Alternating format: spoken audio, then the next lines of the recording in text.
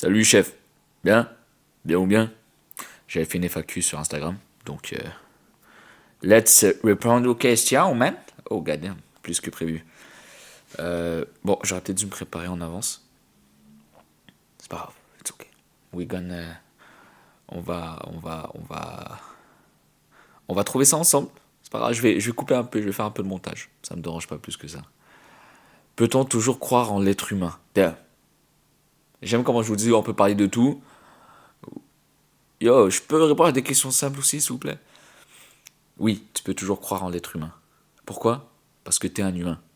Donc, si tu peux croire en toi-même, d'une manière ou d'une autre, donc forcément, tu peux croire aux autres. Sauf si tu crois que tu es supérieur aux autres. Et du coup, si toi, déjà, tu te vois de manière basse, donc toutes les autres, tu les vois encore plus bas que toi. Là, c'est chaud. Tu vois ce que je veux dire? C'était vraiment une réponse. Je pense que je viens de dire, c'est vraiment une réponse. Thérapie transgénérationnelle. C'est juste... je vais supposer comprendre la question que tu me poses. Euh, la thérapie transgénérationnelle, je pense que ce qui se passe en réalité, c'est des traumas transgénérationnels. Ce qui veut dire que les parents vont donner leurs traumas à leurs enfants et les enfants vont faire des enfants qui vont donner les traumas aux parents, aux enfants, ainsi de suite, ainsi de suite. C'est un cycle qui se répète. Et peut-être que le trauma ne sera pas identique aux parents, mais on va dire le parent va avoir un trauma qui va créer un manque, un vide quelque part chez lui, et ce vide-là va engendrer le trauma de son enfant. Et l'enfant, de ce vide-là, va vivre un trauma qui, lui, va créer un vide dans sa vie qui va ensuite engendrer jusqu'à ce que vienne cette personne, ou cette génération, qui, qui arrête de fuir et qui se pose et qui essaie de comprendre qu'est-ce qui va pas dans cette vie, dans leur vie. Et je pense qu'on peut les appeler les moutons noirs de la famille souvent. C'est ceux qui vont juste pas dans le sens de ce que les gens disent. C'est eux qui sont toujours en train d'argumenter. C'est eux qui questionnent tout constamment. Souvent, c'est eux, les moutons noirs de la famille. Et une fois qu'une personne, entre guillemets, va dans la voie de la guérison et qui ne lâche pas prise, donc il faut aller all the way, jusqu'au bout, alors la thérapie transgénérationnelle, si j'ai bien compris, peut exister. Une fois qu'une personne guérit, elle peut guérir, entre guillemets, elle peut montrer la voie à d'autres personnes pour guérir. Okay? Mais il faut d'abord comprendre que tu es malade pour guérir. La plupart des familles, on va dire, les traumas qui se passent de génération en génération, c'est juste que les gens ne savent pas du tout qu'ils vivent des traumas. Et quand je dis trauma, je ne parle pas de comme un traumatisme.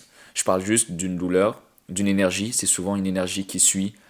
C'est une énergie un peu palpable, un peu négative qui vient et qui se passe, qui se transmet. Et le plus beau, c'est quand tu comprends que cette énergie-là, c'est la tienne. Ce trauma-là, c'est de l'énergie qui n'est qui est à toi, mais que tu donnes. Et le jour que tu vas comprendre que toute cette énergie-là, une fois qu'elle te sera revenue, une fois que tu auras guéri, yo, tu ne vas même pas te reconnaître en tant que personne. C'est pour ça qu'on dit que quand tu guéris, tu deviens quelqu'un d'autre. C'est parce que tu redeviens ce que tu étais originellement supposé être. Et là, tu vas te demander okay, comment guérir de trauma. Là, gros, tu poses des grosses questions.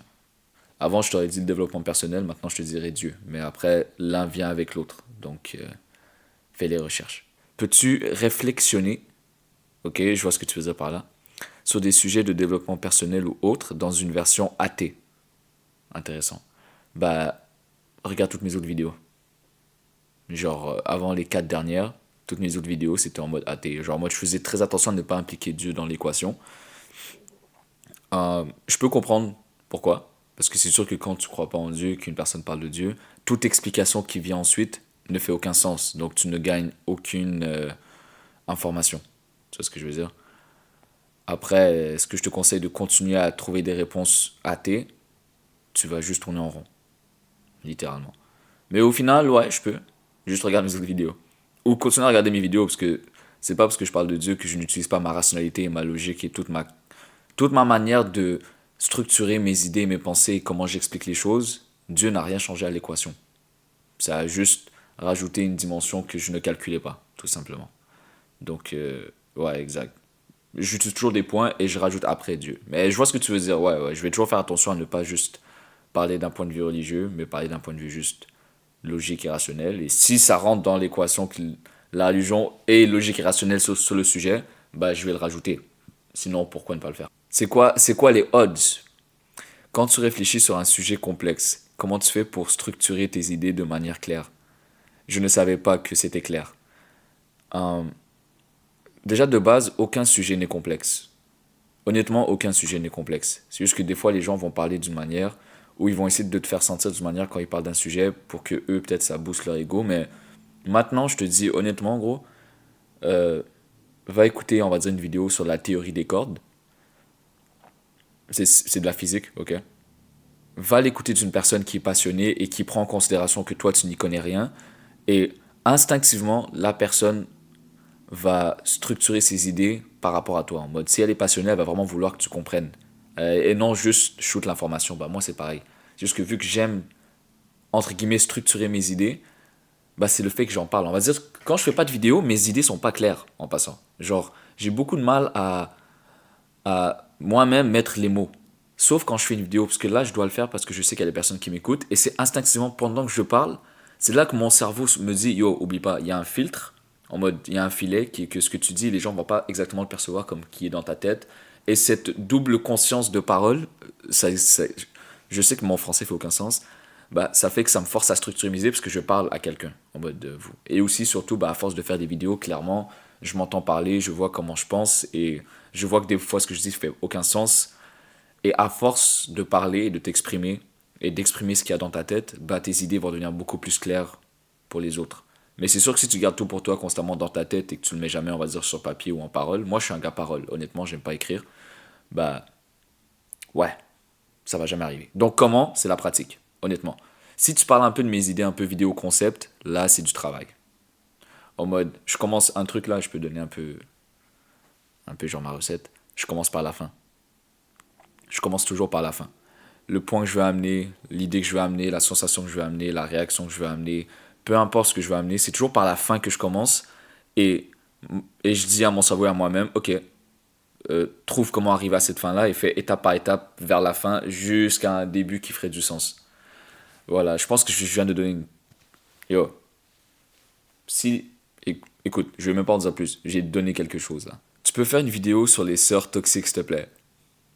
Là, je sais pas si tu parles des sœurs en mode famille ou tu parles des sœurs en mode les filles. Dans les deux cas, euh, honnêtement, je pas vraiment. De un, j'ai deux sœurs et ils ont jamais été toxiques. Donc je ne sais pas c'est quoi avoir des sœurs toxiques. Et si tu parles des filles en général, j'ai jamais été entouré de filles toxiques.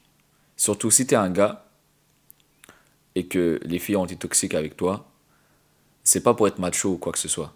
Mais respecte-toi un peu. En mode, tu as, pour que ça arrive, pour qu'une fille ait, tu as senti de la toxicité, c'est que ta logique, ta rationalité t'a montré un signe flagrant qu'il y a un truc qui va pas, mais t'as pas eu la force de gérer la situation et du coup c'est du aller-retour, aller-retour, aller-retour dans le sens de comme je dois arrêter mais je veux continuer, je dois arrêter, je veux continuer, ainsi de suite. Et donc tu te respectes pas. Et bah respecte-toi. Your goals 2025. Donc mon but pour 2025. Me rapprocher de Dieu.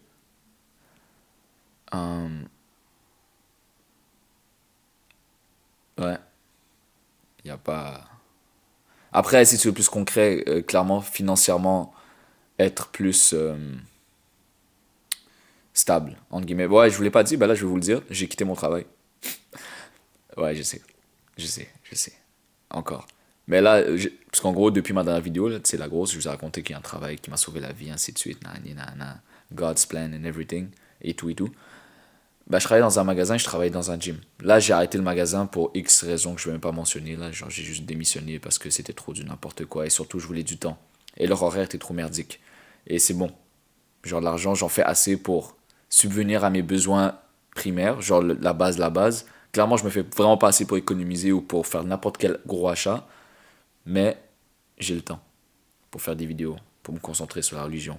Pour me... Ouais, en vrai, c'est vraiment ça. Je veux me concentrer sur ma création de contenu et sur la religion. Et en même temps, sur la religion, j'essaie de m'assurer que la création de contenu ne vient pas interférer avec la religion. Tu vois ce que je veux dire? En quelque sorte. Enfin, ouais. Mais, de quoi je parlais? Ouais, le but, C'est là, c'est que vu que là, je vais avoir plus de temps, c'est pour ça que j'ai repris YouTube en passant. C'est vraiment pour reprendre un peu le rythme, concentrer dessus.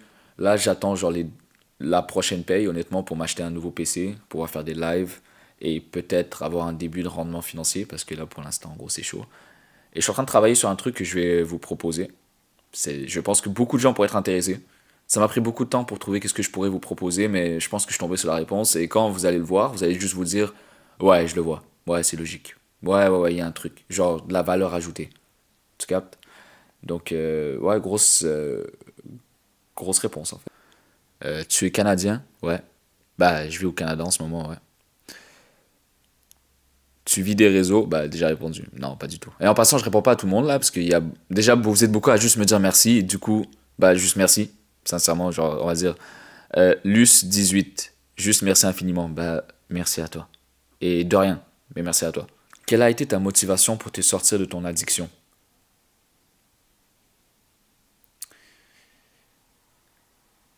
Le dégoût. Bah, j'ai jamais eu genre de motivation. J'ai toujours voulu arrêter. Depuis le début, je voulais arrêter. Donc ma motivation, c'était juste le fait que j'ai toujours voulu arrêter. C'est un combat constant. Là, peut-être la question, c'était quoi ma motivation d'en parler? Je voulais juste rendre ça réel davantage et me mettre une pression davantage et aussi de moi-même un peu m'aider en parlant, de un, rendre ça plus honnête pour ma part et aussi aider les autres. Et parce que juste, je sais que c'est peut-être genre l'addiction numéro un qui existe. Donc, ouais. Mais c'est juste important d'en sortir. Point. Ça te suit constamment. Partout où tu vas, partout ce que tu fais, c'est dans ta tête. Donc les gars, un conseil, honnêtement, sincèrement, euh, tant et aussi longtemps que tu es autour de l'addiction, même si tu es vraiment en train de combattre, genre honnêtement, même si tu es en train de combattre, reste loin des femmes.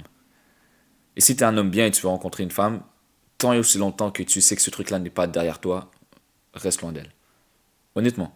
C'est pas du tout parce que tu es une mauvaise personne, c'est juste que tant et aussi longtemps que ton cerveau n'a pas supprimé sa manière de voir les femmes, tu tu peux pas faire confiance à ton cerveau en gros. C'est quoi à dire, mais en mode prends le temps. Est-ce que tu Oh, la question a de l'air intéressante. Vous êtes prêts? Est-ce que tu as déjà été radical avec les gens sans pour autant être méchant et être en paix? Genre est-ce qu'au final j'ai réussi à être en paix? Oui. Là peut-être que la question que me demander c'est comment on fait. Être radical sans être méchant demande énormément de conscience de soi, demande énormément de compréhension de tes émotions et de empathie. Souvent, il y a beaucoup de gens qui disent non, moi je suis juste droit, je suis radical, genre je dis juste les termes. Je suis comme non, t'es méchant. C'est juste que tu as un manque profond d'empathie et d'intelligence émotionnelle. Et là où tu fais juste dire les trucs droits, ta conscience est tranquille parce que tu te dis j'ai rien dit de mal, mais la personne le vit mal parce que chaque personne vit un truc différemment. Après, je te dis clairement, il faut pas non plus prendre des pincettes avec tout le monde, mais il y a des manières de dire les choses. Il y a, il y a genre avoir un bon caractère, genre parle calmement, doucement à une personne. On va dire c'est une personne, je sais pas, gros, tout con là. Son problème, c'est qu'elle a les cheveux noirs. Va pas lui dire yo, tu as les cheveux noirs, règle le problème. Non. Genre, montre-lui que t'es du même côté. En mode, dis-lui yo, écoute, je suis avec toi. Déjà, ça va prendre beaucoup de paroles, juste dire je suis avec toi pour que la personne comprenne réellement que tu es avec elle de ce côté-là. Tu dis maintenant, écoute, t'as ton problème, t'as les cheveux noirs. On va essayer de trouver une solution ensemble. Et là, une fois que la personne a ouvert la porte, là, ok, tu peux parler. Tu vois ce que je veux dire? C'est pour ça qu'être radical, c'est pas du tout être méchant. On va dire. C'est quand la dernière fois que j'ai été radical? Avec un de mes proches. Très très proche. En mode. La personne s'apprêtait à faire une crise, littéralement émotionnelle, et j'ai juste été radical dès le début. Je disais, écoute, on va pas faire ça maintenant. J'ai dit, tu vas pas utiliser ça comme contexte, comme excuse pour cracher toutes tes émotions que tu as d'accumuler en ce moment. J'ai dit, si tu veux qu'on parle de qu'est-ce qui se passe, on va en parler. Mais tu vas pas utiliser ça comme principe, comme excuse, je veux dire, pour me cracher dessus. Déjà que moi, je viens passer un temps avec toi, on va pas jouer à ça. Et j'ai été droit, genre honnêtement, genre je l'ai pas dit comme ça, je l'ai vraiment dit en mode, hey, genre avec ma voix d'homme, là, genre boum boum boum, mais j'ai été clair, droit au but, j'ai expliqué, j'ai dit, écoute, bref, et ça a fonctionné. Tu vois? Donc ça dépend juste de ta manière d'aborder le sujet, honnêtement. Hello, penses-tu qu'une femme. Pourquoi j'ai dit hello comme ça? Hello. Penses-tu qu'une femme éprouvée dans sa vie puisse faire peur à un homme? Ouais. Ouais, bien sûr. Mais un homme éprouvé peut faire peur à une femme. Un être humain éprouvé fait peur à d'autres êtres humains. Sauf si tu es en question, on va dire, on va dire toi, tu es une femme éprouvée. Tant et aussi longtemps que tu as conscience que tu l'es et que tu fais tout pour travailler là-dessus et que tu en as conscience et que, on va dire, tu le partages, tu l'expliques, on va dire, à l'homme que tu rencontres, logiquement, non. Par contre, si toi-même, tu n'en as pas conscience, tu es juste éprouvé et du coup, il y a plein de comportements que tu as qui viennent du fait que tu as été éprouvé, bah, c'est pas du tout que ça puisse faire peur à un homme, c'est que ça te dérange. Il y a très peu de choses qui font peur à un homme. Il y a juste beaucoup de choses qui dérangent un homme. Je pense souvent les femmes ils utilisent ce truc de comme ouais, les hommes veulent pas ça, ça leur fait peur. Je suis comme non, non, il veut peut-être juste pas ça parce qu'il veut pas ça. Parce que ça te dérange. Tu vois ce que je veux dire? C'est tout. C'est on va dire exemple, ouais, les hommes ont peur de parler de leurs émotions, nanana. Souvent ça vient que de la bouche des femmes. Mais entre nous, entre hommes, on se parle. Parce que c'est pas que j'ai peur de parler de mes émotions, c'est juste que ça me dérange de parler de mes émotions à une personne qui va pas les comprendre et qui va, d'une manière ou d'une autre, peut-être avoir un manque d'empathie parce qu'elle va peut-être mal prendre ce que je vais dire. Alors qu'entre hommes, on se parle de nos émotions sans aucun problème. Bon, après, on parle pas peut-être comme les femmes se parlent entre elles, mais on en parle. Donc c'est pas du tout. Rares sont les trucs qui font peur à un homme par rapport à une femme. Il y a juste des trucs qui dérangent et des trucs qui dérangent pas. Je pense. Après, je te parle d'homme, genre un homme bien. Pas ce que peut-être vous considérez homme, mais que c'est genre. C'est même pas la moitié d'un garçon, genre. J'aime pas parler comme ça en plus. Voilà quoi, je sais pas si ça a été clair. Salam, j'aimerais bien savoir ce que tu penses de l'imposture. De faire tout pour plaire. Bonne question. Très bonne question. L'imposture reflète un seul truc, c'est que vraiment, tu n'as aucun amour propre envers toi-même. Si tu es l'ami de tout le monde, ton pire ennemi, c'est toi-même. Littéralement, ça veut dire que tu t'adaptes à chaque personne, tu essaies de plaire à chaque personne, quitte à ce que ça aille contre tes principes et tes valeurs et la personne que tu es. Donc tu préfères te sacrifier des bouts de toi, littéralement, pour donner une image à des personnes. En gros, toi, il y a des morceaux de toi qui tombent, juste pour pouvoir imprimer une image de toi à quelqu'un, qui, entre guillemets, va juste se retourner 3 secondes plus tard et oublier ton existence. Ouais. Donc, mais je dis pas ça parce je dis pas ça en mode c'est simple et c'est facile à régler. Genre, je sais que c'est un gros problème et que le délire de vouloir plaire à tout le monde, de sentir que t'es un imposteur, c'est réel, c'est gros, mais voilà réellement l'image de ce que c'est. Pour moi, selon moi, encore une fois. Je vais faire attention de ne pas dire que c'est ça alors que je sais pas vraiment si c'est ça, mais voilà quoi. Quel est ton pourquoi? C'est quoi cette raison aussi forte qui t'a poussé à tout lâcher et à faire ça?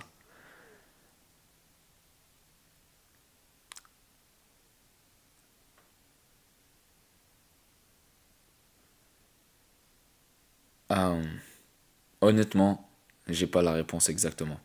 C'est une accumulation de plein de choses, mais je dirais la peur. Ouais, la peur. En fait, j'ai pas vu, mais en mode, je voyais très bien vers quel genre de vie je m'en allais, vers quel genre de personne. Et quand je dis vie, c'est en mode quel genre de personne j'allais être, avec les caractères que j'avais, les peurs que j'avais, les habitudes que j'avais et toutes mes croyances limitantes que j'avais.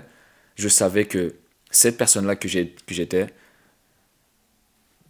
ne pouvait simplement pas réussir dans la vie, même si, et moi je parle de réussir, je parle pas de comme avoir un bon métier, avoir de l'argent, je parle en mode être fier de moi-même, être content de la personne que je suis, genre ce que j'étais, j'avais aucune caractéristique que j'appréciais.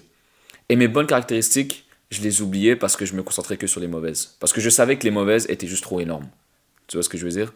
Donc c'est en connaissance de cause. C'est que j'avais juste pas le choix de le faire.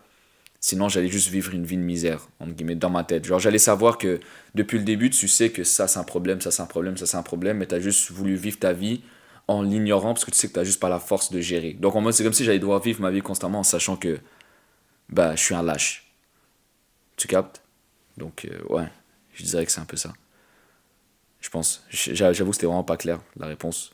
Faudrait vraiment que je pense à cette question, mais peux-tu nous raconter ton histoire et dévoiler d'où viennent toutes ces inspirations? Honnêtement, non. Bah pas non, moi j'ai pas envie. Non de un, parce que j'ai déjà raconté des histoires. Donc si jamais tu n'as pas vu, bah, j'ai fait plein de story time. Mais d'où vient tout? Bah de un, ça vient un peu de partout. Et mon histoire, ça reste mon histoire. Tu captes ce que je veux dire? Les vrais trucs qui m'ont marqué, je pense pas que je vais en parler. Parce que il y a certaines choses qui ne doivent pas être dites, certaines choses doivent juste être vécues. Et ouais, je vais garder ça aussi simple que ça. Donc, non. Parce que c'est bon, en mode, c'est à moi. Je sais pas si tu vois ce que je veux dire. Les seules personnes qui vont le savoir, c'est mes proches, ou genre ma future femme. Mais ouais. Puis même dans mes proches, c'est pas tout le monde qui sait tout. En mode, c'est important que tu gardes des choses pour toi. Honnêtement. C'est con à dire là, ça contredit un peu ce que je dis sometimes de devoir s'ouvrir et de parler, mais certaines choses devraient rester que entre toi et toi-même. Ouais. Pour éviter le oversharing, de trop sentir le besoin de partager constamment. Tu sais que j'ai appris un truc, c'est qu'à ce qui paraît, les gens qui ressentent le besoin de trop partager et de parler beaucoup, c'est qu'ils ont juste un besoin profond de créer une connexion le plus rapidement possible parce qu'ils ne savent pas vraiment comment créer des liens.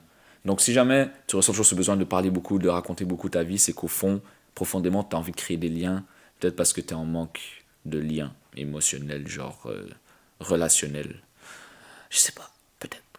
Ouais, les mecs, il y a beaucoup de questions. Honnêtement, il y a beaucoup de questions. Je veux pas que la vidéo soit trop longue. Mais voilà, ok, vous inquiétez pas, hein. Yo, vous inquiétez pas. Genre, je vais. Oh, j'ai atteint la fin. Genre, je vais. I'm gonna answer. Je vais faire d'autres vidéos FAQ. Là, c'était juste pour genre, développer un peu, parler de quelques trucs. Donc, ouais, bro. C'était un plaisir, encore une fois. Bonne journée à toi, ou bonne soirée, ou bon après-midi, ou peu importe. On se voit à la prochaine. Ok. Laisse un commentaire si jamais, en mode de ce que tu en penses. Là, je vous promets, je vais répondre à tout le monde en commentaire. C'est juste que là, vu que je m'embarque, demain j'ai congé, donc je vais me poser, je vais répondre aux commentaires et tout, et tout, et tout. Ok, cool, prends soin de toi, et on se voit à la prochaine. Peace.